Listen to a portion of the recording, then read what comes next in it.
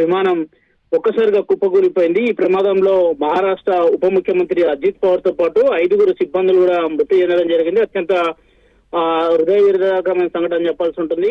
ఈ ప్రమాదంలో మొత్తం ఇప్పటి వరకు 6 అని అంటున్నారు. అయితే డీజీసీఏ సైతం కూడా అధికారికంగా వెల్లడించింది. మొత్తం 5 చనిపోయినట్టు కూడా డీజీసీఏ కాచిగుడుతున్న ఒక ప్రకటన చేసింది. ఇక విమాన ప్రమాదానికి గల కారణాలపై కూడా డీజీసీఏ ఒక కమిటీని కూడా వేసినట్టు తెలుస్తుంది. ప్రధానంగా మహారాష్ట్ర నుంచి బారామతి వెళ్తున్న సందర్భంలోనే ఒక్కసారిగా బారామతి ఎయిర్పోర్ట్ లో ల్యాండింగ్ చేసే సమయంలోనే కొంత విపత్కరమైన పరిస్థితులు ఎదుర్కొన్నాయన్నట్టు కూడా తెలుస్తుంది. అయితే సాంకేతిక లోపమా లేదంటే ప్రతికూల వాతావరణం లేకపోవడం దీనికి ప్రమాదం గల కారణం అనే కోణంలో కూడా ఇప్పటికే విచారణ కొనసాగుతుంది. కానీ విమానం 8:45 సమయంలో నేరుగా అక్కడ బారామతిలో మహారాష్ట్ర నుంచి తిరిగి బారామతికి వెళ్తున్న సందర్భంలో ఒక్కసారిగా ల్యాండింగ్ సమయంలోనే ఈ ప్రమాదం చోటు చేసుకున్నట్టుగా తెలుస్తుంది. ప్రమాదం సమయంలో మొత్తం అజిత్ పవార్ అంటే మహారాష్ట్ర ఉప ముఖ్యమంత్రి ఎన్సీపీ నేత అజిత్ పవార్ తో పాటు మరో 5 సిబ్బంది ఉన్నట్టు కూడా తెలుస్తుంది. ఆయన వ్యక్తిగత సిబ్బందితో పాటు పైలట్, అదేవిధంగా ఆయన రెగ్యులర్ గా నిర్వహించే ఓఎస్డీ సైతం కూడా ఈ ప్రమాదంలో మృతి చెందినట్టు కూడా తెలుస్తుంది. మొత్తం 5 పైగా చనిపోయారనేది కూడా తాజాగా డీజీసీఏ కూడా ఇప్పటికే ప్రకటన చేస్తుంది. ఇక దీనిపైన ఇప్పటికే సివిల్ ఏవియేషన్ శాఖ సైతం దృష్టి సారించింది. ప్రధానంగా విమాన ప్రమాదం గల కారణాలపై ఇప్పటికే ఒక కమిటీని కూడా ఏర్పాటు చేసినట్టు తెలుస్తుంది. అయితే ఉదయాన్నే ప్రతికూల వాతావరణం లేకపోవడం ప్రమాదానికి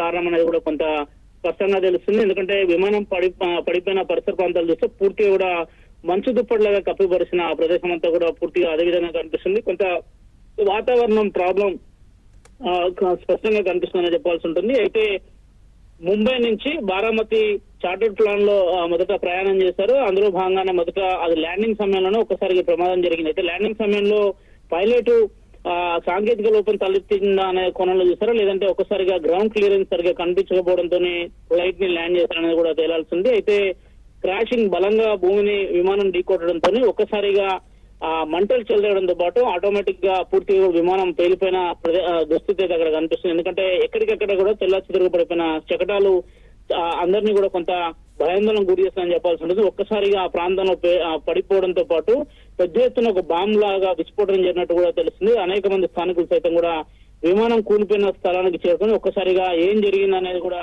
వాళ్ళు తెలుసుకునే లోపే పోలీసులకు సైతం కూడా ఒక సమాచారం అందించడం జరిగింది. ఘటనా స్థలానికి పోలీసులు చేరుకొని మొదట విమానానికి సంబంధించిన శకటాలతో పాటు అటు మహారాష్ట్ర ప్రభుత్వానికి కూడా ఇన్ఫర్మేషన్ ఇవ్వడంతో పాటు డీజీసీఏ కూడా పోలీసు అధికారులు ఇన్ఫర్మేషన్ ఇచ్చిన అనంతరమే వెంటనే అది అజిత్ పవార్ ప్రయాణిస్తున్న విమానంగానే వారు పేర్కొనడం తెలుస్తుంది. స్పష్టంగా అధికారికంగా కాసేపటి క్రితమే డీజీసీఏ కూడా ప్రకటన విడుదల చేసింది. దాదాపు ఈ ప్రమాదంలో 5 మంది చనిపోయడం తెలుస్తుంది. దాదాపు ఒక కార్యక్రమానికి వెళ్తున్న సందర్భంలోనే ప్రమాదం చోటు చేసుకున్నట్టు కూడా తెలుస్తుంది. అయితే మహారాష్ట్ర డిప్యూటీ సీఎం ఎన్సీపీ నేత అజిత్ పవార్ మృతితో పాటు పూర్తిగా మహారాష్ట్రలో కొంత ఒక చలమలు కూడా అందుకున్నాయని చెప్పాల్సి ఉంటుంది. ప్రధానంగా పార్టీకి సంబంధించిన నేతలంతా కూడా రోడ్లపైకి వచ్చి తమ నేత లేడనేది కూడా ఆందోళన వ్యక్తం చేస్తున్నారు. అత్యంత విషాదకరమైన ఘటనగా చెప్పాల్సి ఉంటుంది.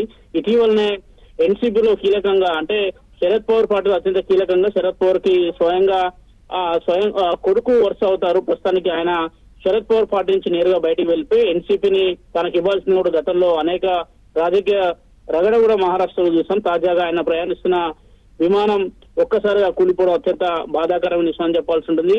ఆయనతో పాటు మరో 5 సిబ్బంది కూడా మృతి చెందినట్టు కూడా అధికారికంగా డీజీసీఏ కాసేపటి క్రితమే ఉత్తర్వులు కూడా వెలువడించింది. దాదాపు క్రాషింగ్ సమయంలో కొంత ప్రతికూల వాతావరణం లేకపోవడమే అందుకు ప్రమాదానికి గల కారణం అనేది కూడా ప్రాథమిక అంచనా వేస్తున్నారు. అయితే ఇక దీనికి సంబంధించి పూర్తి స్థాయిలో దర్యాప్తు చేయబోతున్నారు. కాసేపటి ప్రధాని మోదీ సైతం కూడా అటు మహారాష్ట్ర సీఎం దేవేంద్ర ఫడ్నవీస్ తో పాటు వారి కుటుంబ సభ్యులతో కూడా మాట్లాడినట్టు తెలుస్తుంది. వారికి కొంత ధైర్యం చెప్పే ప్రయత్నం చేశారు. అయితే కేంద్ర ప్రభుత్వం సంబంధించిన మంత్రులు ఎవరో ఒకరు కూడా నేరుగా ఇప్పుడు మహారాష్ట్ర వెళ్లే అవకాశాలు కూడా చాలా స్పష్టంగా కనిపిస్తున్నాయి.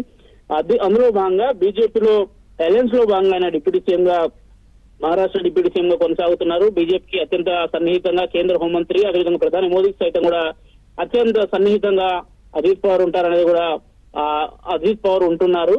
దాదాపు ఈ ప్రమాదంతో పూర్తిగా ఎన్సీపీలో కొంత విషాద చరమలు అంటుకున్నాయని చెప్పాల్సి ఉంటుంది. నేతలంతా కూడా ఆందోళన వ్యక్తం చేస్తున్నారు. మొదట ప్రారంభ